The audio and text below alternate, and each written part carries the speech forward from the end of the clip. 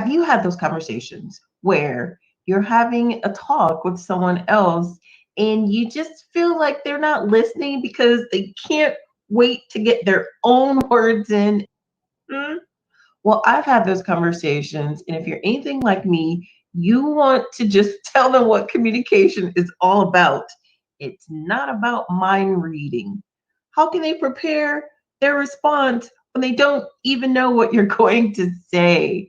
Well, today I want to share with you three things to think about in your communication, three elements, and I want you to ask yourself some questions.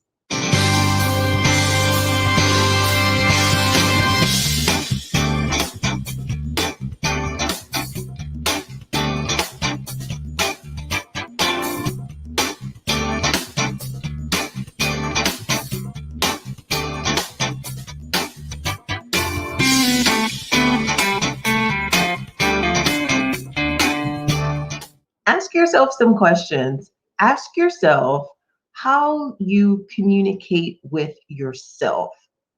That's something that you should really think about, because if you are one that sends positive affirmations to yourself, if you state positive affirmations to yourself verbally or mentally, that's very good. If you're one that's kind of negative inside your own mind to yourself, because we are our own worst critics. If you are a critic for yourself and you're very hard on yourself, that's not necessarily a good thing.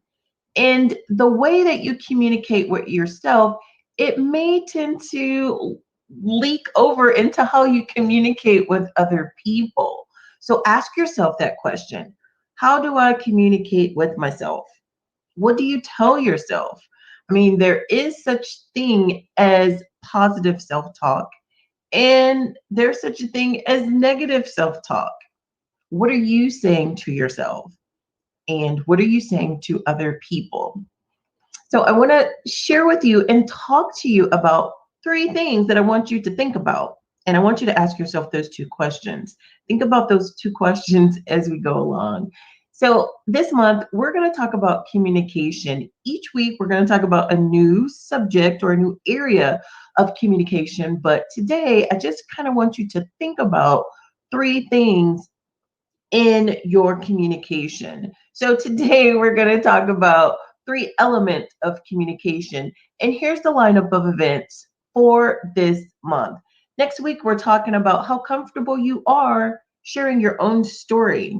And after that, we're going to talk about performance assessments.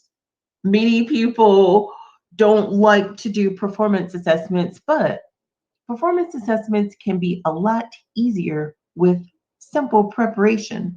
We're going to talk about that. And then the last week in this month, we're going to talk about your communication skills. Your communication skills. hmm So stick around every week as we go through this communication series.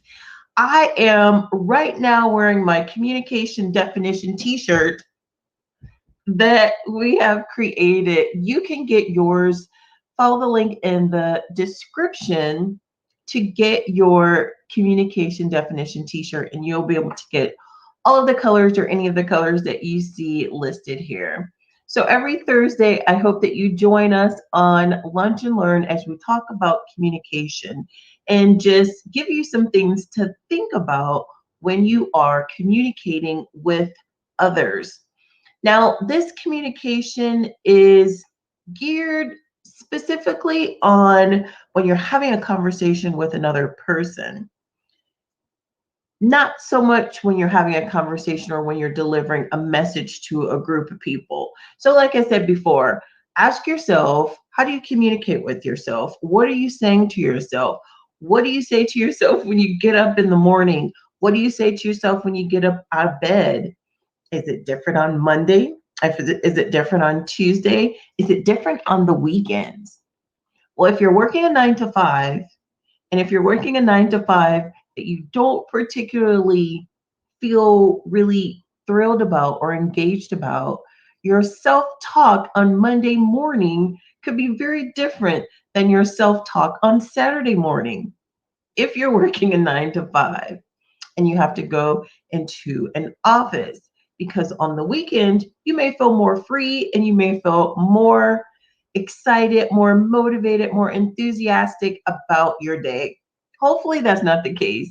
But if it is, I want you to just really think about the things that you say to yourself. How do you communicate to yourself on any given day? And what are you saying to yourself during the day, in the morning when you're having your breakfast?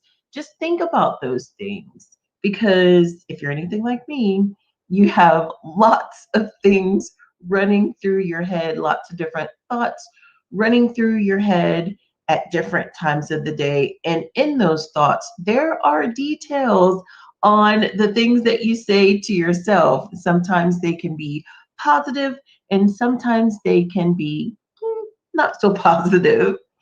And also ask yourself, how do you communicate with others? Do other people reap the benefits of your good day?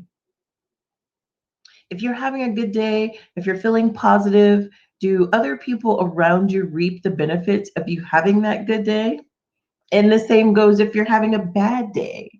If you're not in a good mood, do other people reap the benefits of that in your communication? You may think not, but really ask yourself and really pay attention to the conversations that you have when you're in a good mood versus when you're not in a good mood.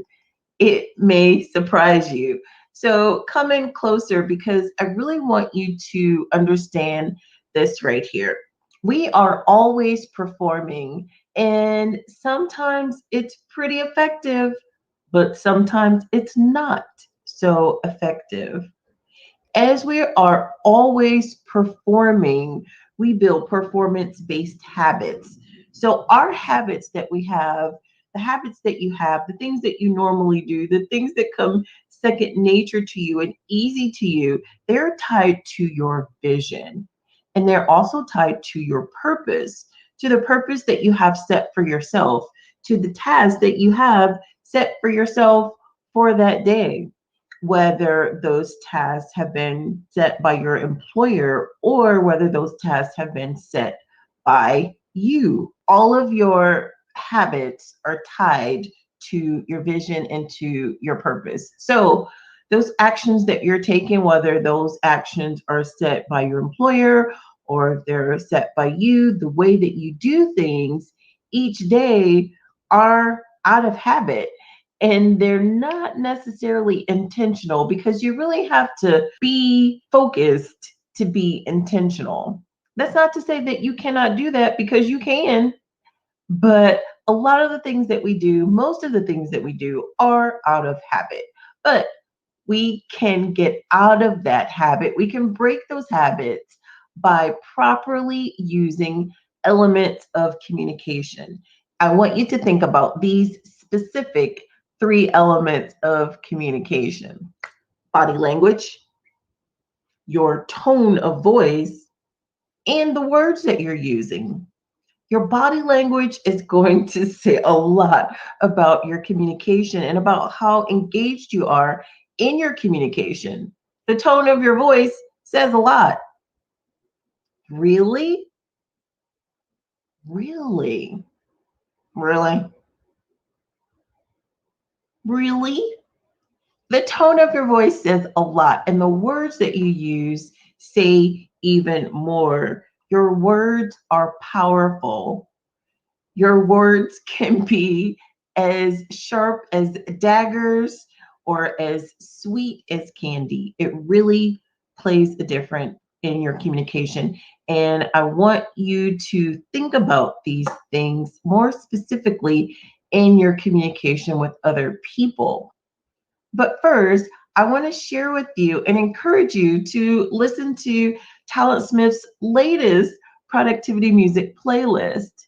We have uploaded a new productivity music playlist on our YouTube channel. So check it out when you need to get some juices flowing while you're doing your workday, your chores, whatever type of productive activity you need to do and you need to keep doing on a steady pace, listen to a productivity music playlist to keep you on track.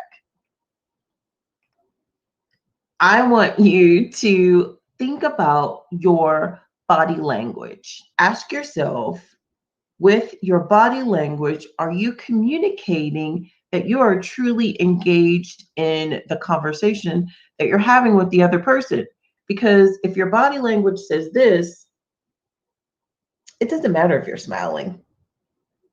You still are saying something totally different with your body language.